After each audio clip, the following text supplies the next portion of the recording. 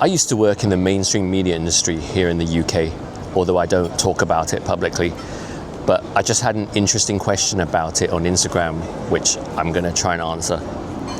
Donnie, since you used to work in media, could you tell us if mainstream media can be trusted anymore? I mean, how do we pick which to believe? All of them seem to have their own poor oval agenda. The short answer is no. But the industry is very different here in the UK versus the US. And I will start by talking about the UK. Here, as most people know, we have one dominant public service broadcaster and a few other major networks that are responsible for the bulk of our news output.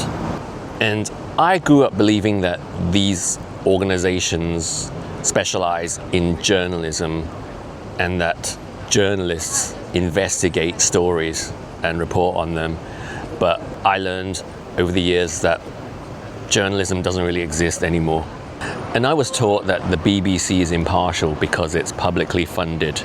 So it's not beholden to corporate sponsors, but it's beholden to the government because it's state-sponsored public broadcasting.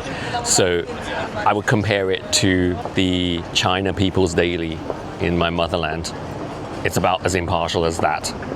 But even when it comes to the so-called independent media, there is no freedom of press here in the UK because everything is overseen by one central government body called Ofcom, the Office of Communications.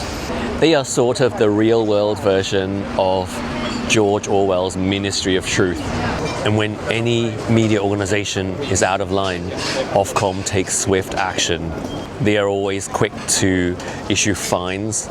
And in the case of GB News, which is our leading right-wing news outlet, they've actually had multiple reporters sacked for saying the wrong thing. As far as Western democracies are concerned, I think only Canada is worse than the UK in terms of press freedom, although that is debatable these days. I think we may have surpassed them, I don't know. I mean, Ofcom has become so militant that not only do they censor us Brits, but they've taken legal action against American corporations, which has led to the US government putting sanctions on us. Yeah, members of the Ofcom leadership are not allowed to travel to America. That's crazy, isn't it? I mean, that's the sort of thing that we used to hear about in backwards totalitarian dictatorships. But here we are in the UK in that very position. So the battery on my DJI Osmo Pocket 3 just died, so I have to continue using my phone and speak much closer to the screen. So I've talked about the UK media landscape, and now for the US, where you guys complain about the left-right bias and the lack of a middle ground.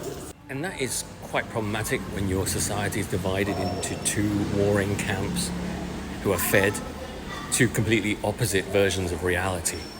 But the ironic thing is that the mainstream media organizations on both the left and the right are owned by the same corporations. And that's where I think the deep state comes into it, which is something bigger than government. And it's neither left nor right, but up versus down. The deep state is the up part, and we are all the down. They want us to fight over the two versions of reality they present us. But I also think there's a certain element of eugenics at play, where different sections of society are delineated and given different advice. One lot is told to consume this and inject that and to not reproduce, while the other lot is told the exact opposite. And I think we can see who the system favors, who are the healthier, happier ones. And at the same time, we're made to feel like the underdogs. So we, the individuals, have to pass through everything we're told and find our own truth and what works for us. And for a growing number of people, that involves rejecting mainstream media altogether.